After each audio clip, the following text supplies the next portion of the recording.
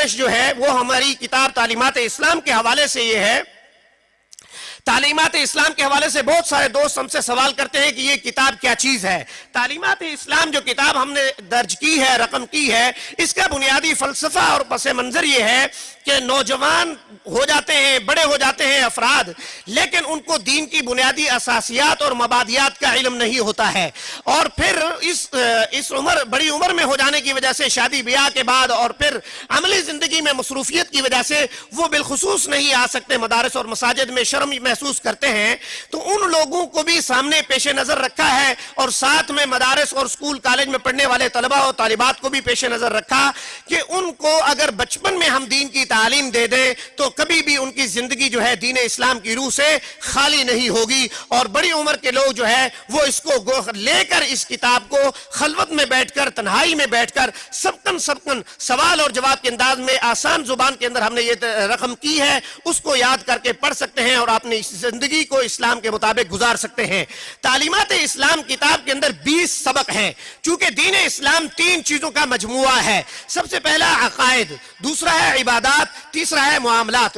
इस तालीमात इस्लाम किताब के अंदर हमने अकायद और ईमानियात के बाब से आगाज किया। उसके अंदर हमने सवाल और जवाब के अंदाज में ये जो कलमे हैं, और फिर ईमान मुफस्सल और ईमान मुजमल है, उसके बाद तौहीद, रिसालत, फरिश्ते, आसमानी किताबें, यौम आखिरत और तकदीर खैर और शर, उसका जिक्र किया है। उसके बाद फिर हर दीनदार पर लाजिम और जरूरी है कि उसको मालूम तो हो वो मुसलमान है तो क्यों है, और उसके पास अल्लाह ताला ने उसके लिए जो गाइड बुक किताब हिदायत अता की है वो क्या है, वो कुरान करीम है। ये तो सबको मालूम है, लेकिन कुरान करीम क्या है? सिर्फ तावीज धागे की किताब है, सिर्फ चूमने की किताब है, बरकत हासिल करने की किताब है, सिर्फ शिफा हासिल करने की किताब है, बीमारियों के वक्त नहीं, बल्कि ये अमली किताब है। इंसान की 24 घंटे की जिंदगी की रहनुमाई कुरान करीम के अंदर मौजूद है, दस्तयाब है। उससे इस्तेफादा करना ना करना ये इंसान के इख्तियार में है। चुनाचे कुरान करीम का जामे एतबार से अंदाज से तारुफ पेश करने की कोशिश की है, और उसके साथ फिर हुजूर नबी रहमत सल्लल्लाहु अलैहि वसल्लम की अहादीस मुबारका, फरमान इरशादात नबी सल्लल्लाहु अलैहि वसल्लम जो है उनका तारुफ कराया है। हदीस क्या है, हदीस और सुन्नत में क्या फर्क है, सुन्नत और बिदअत में क्या फर्क है, इसका जिक्र के साथ फिर हमने 40 हदीसें दर्ज की हैं। वो हिफज करना, हुजूर सल्लल्लाहु अलैहि वसल्लम ने फरमाया जिसने 40 हदीसें याद कर ली उसके मैं सिफारिश करूंगा क़यामत के रोज, और उसको अहले इल्म में शुमार किया जाएगा। वो तारुफ हदीस का चैप्टर भी हमने शामिल किया। इसी तरीके से हमारे यहाँ बहुत ज्यादा हम लोग मुसलमान हैं, चूंकि हम अल्लाह के साथ, अल्लाह के महबूब पैगंबर के साथ, कुरान के साथ, दीन के साथ हमारा ताल्लुक मुस्तहकम और मजबूत है, मर मिटने के लिए तैयार हैं।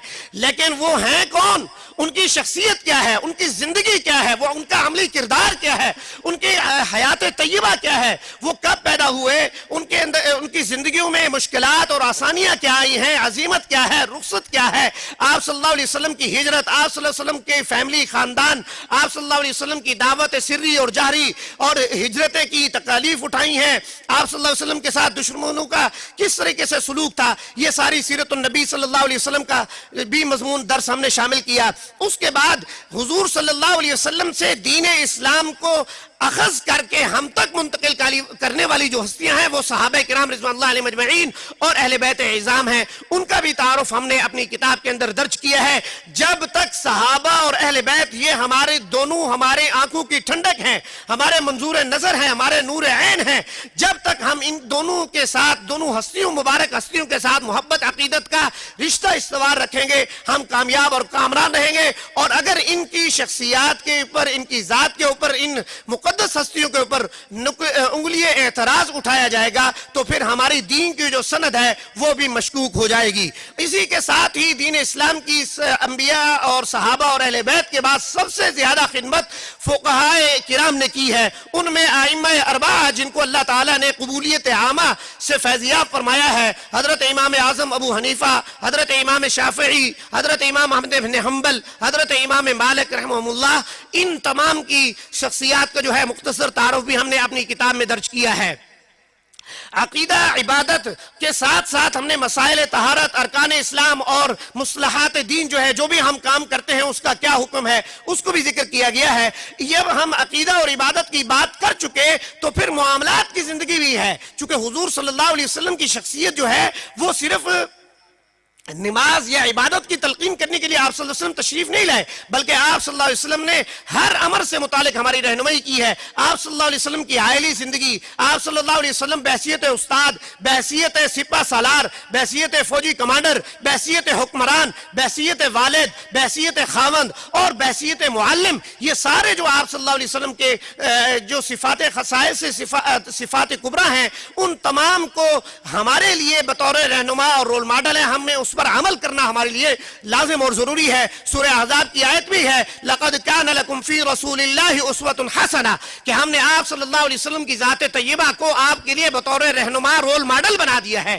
آپ صلی اللہ علیہ وسلم کی عملی زندگی سے شناسائی اور معرفت آگئی حاصل کرنے کے لیے آداب معاشرت و اخلاق کے نام سے ہم نے 19واں سبق جو ہے وہ بھی درج کیا ہے۔ اس کے اندر تمام جو بھی عائلی اور معاملاتی زندگی ہے اس کا احاطہ کرنے کی کوشش کی ہے، اور اس میں محاسن اور مفاسد اخلاق کا بھی بیان کیا ہے۔ اور آخر کے اندر جو ازحد ہمارے لیے بحیثیت مسلمان اور بحیثیت پاکستانی ہمارے لیے ضروری ہے، وہ 20واں سبق ہم نے درج کیا تاریخ پاکستان کے حوالے سے، اور پاکستان اس بر صغیر کے خطے کے اندر اسلام کیسے پہنچا، کن کے مبارک قدم یہاں پہ پڑے ہیں، اور ان کی برکت سے یہ ہمیں ارض پاکستان جو ہے میسر آیا ہے۔ اس کے اندر چونکہ ان کا خون پسینہ شامل ہوا ہے، اس وجہ سے ہم ایک آزاد ملک کے اندر قرآن اور سنت اور مساجد اور مدارس کو ببانگ دال بیان کر سکتے ہیں، اس پہ عمل کر سکتے ہیں، اس کی دعوت دے سکتے ہیں، اس کی تبلیغ کر سکتے ہیں۔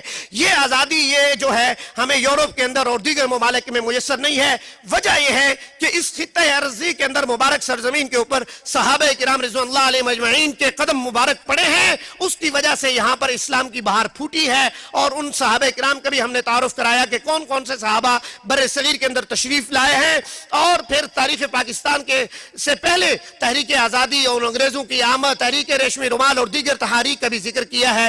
ان تمام کا ذکر ہم نے کر کے پاکستان کا جو محل وقوع اور اس کی تاریخ کو بھی ہم نے بیان کرنے کی کوشش کی ہے۔ اللہ تبارک و تعالی رب العزت مجھے اور آپ کو جو کچھ کہا، جو کچھ سنا ہے، اس پر عمل کرنے کی توفیق عطا فرمائے۔ کتاب جو ہے وہ بچوں کے لیے ہم نے اگرچہ ترتیب دی ہے، لیکن اس سے ہر خاص و عام، ہر بڑا چھوٹا، ہر مرد اور عورت جو ہے استفادہ کر سکتی ہے، چونکہ اس میں ہم نے خانگی جو مسائل ہے، نکاح، طلاق، خلا، رضاعت، ان کو بھی اور عدت وغیرہ کو بھی بیان کیا ہے۔ میاں بیوی کے درمیان محبت، اولاد اور والدین کے درمیان محبت، استاد اور شاگرد کے درمیان کا تعلق، جاندار اور غیر جاندار، مسلم اور غیر مسلم، اور پڑوسی وغیرہ جتنے بھی حقوق ہیں ان تمام کو ہم نے ذکر کر دیا ہے۔ ہر ایک خاص و عام اس سے استفادہ کر سکتا ہے۔ ہم نے اس کی تعارفی قیمت 300 روپے مقرر کی ہے، لیکن 250 روپے رعایتی قیمت ہے۔ تو طلبہ کے لیے اور ان کے لیے تو ضروری ہے کہ وہ یہ کتاب حاصل کریں۔ ہم یہاں پر سب کن اس کو پڑھائیں گے بھی، اسی اس کا امتحان بھی لیں گے۔ ہماری یہ کوشش ہے کہ دیگر سکول اور کالجز کے اندر بھی اس کو متعارف کرایا جائے، چونکہ ایم اے تک میں سکول اور کالج میں پڑھاتا رہا ہوں، تو اس کا نصاب کا بھی میں نے بہت حد تک کوشش کی ہے کہ اس کا بھی احاطہ ہو جائے۔ اللہ تبارک و تعالی رب العزت ہماری اس ٹوٹی پوٹی کوشش اور کاوش کو شرف قبولیت عطا فرمائے، اور ہمارے راستوں میں جتنے بھی رکاوٹیں، مشکلات، پریشانیاں حائل ہوتی ہیں ان کو دور فرمائے۔ حاسدین کے حسد سے، شریروں کے شر سے، ظالم کے ظلم سے، اور شیاطین جن و انس کے وسوسوں سے ہمیں مأمون اور محفوظ فرمائے۔ آمین یا رب العالمین، وآخر دعوانا ان الحمدللہ رب العالمین۔